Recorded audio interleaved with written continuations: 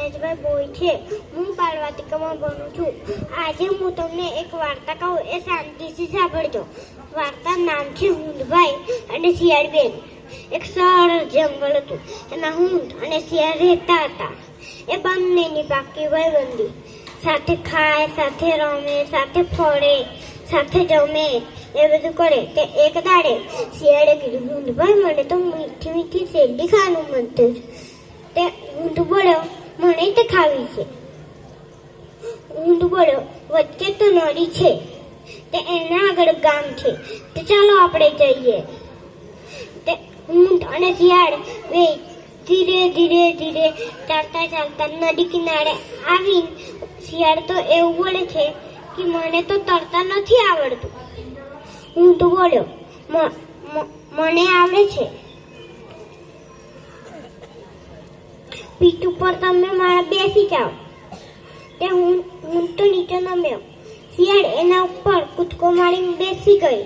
ઊંટ ધીરે ધીરે ધીરે નદી પાર કરી નાખી અને ઊંટ નીચે નમ્યો.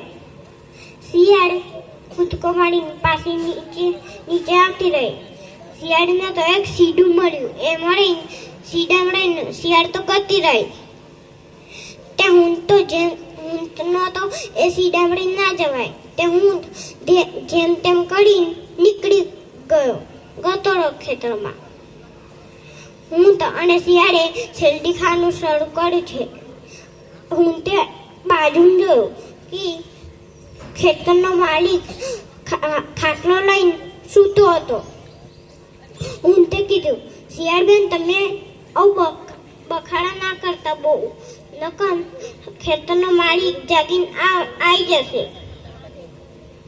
ઊંટ તે શિયાળનું પેટ તો નાનું, એટલે શિયાળ જલ્દી ખાઈ રહી.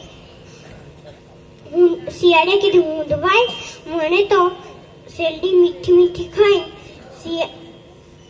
ગાવાનું મન થયું છે. શિયાળે ઊંટે કીધું, શિયાળ બેન તમે ગાતા નહીં, નકર પેલો ખેતરનો માલિક આવી જશે. તે શિયાળે એનું માન્યું નથી અને શિયાળ તો ગા મળ્યું.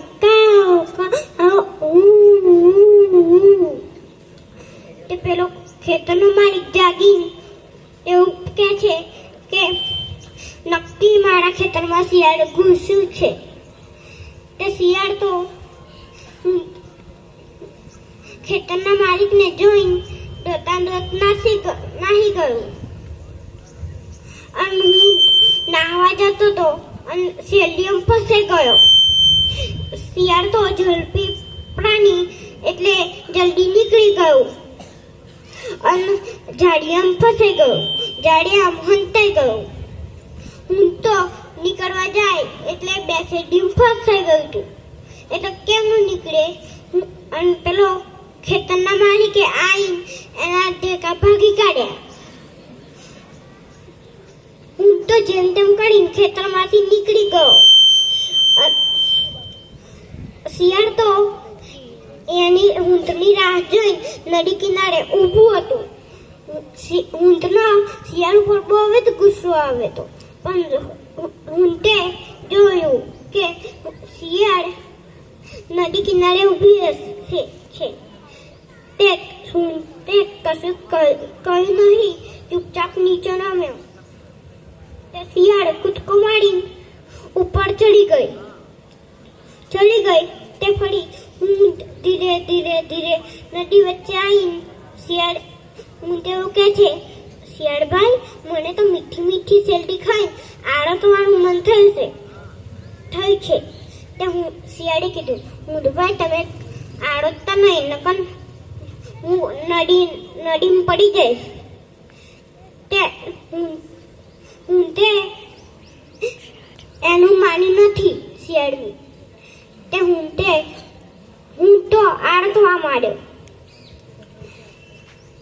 તો ફરી શિયાળ એના પીઠ ઉપરથી પડી ગઈ અને શિયાળ નદી પાણીમાં તણાઈ ગઈ. તે બૂમો પાડતી હતી શિયાળ, બચાવ બચાવ બચાવ ઊંટભાઈ. તે ઊંટે જવાબ આપ્યો, કે તે મન ખેતરમાં એકલો મીકીને જેમ નાહી ગઈ હતી એટલે હું તને ના બચાવું. તે ફરી હું તો નદીમાં નીકળી ગયો. આ વાર્તામાં એવું શીખવા મળે છે કે આપણે કોકનું બુરું કરીએ તો એ આપણું બુરું કરો, અને આપણે કોકનું સારું કરીએ તો એ આપણું સારું કરો.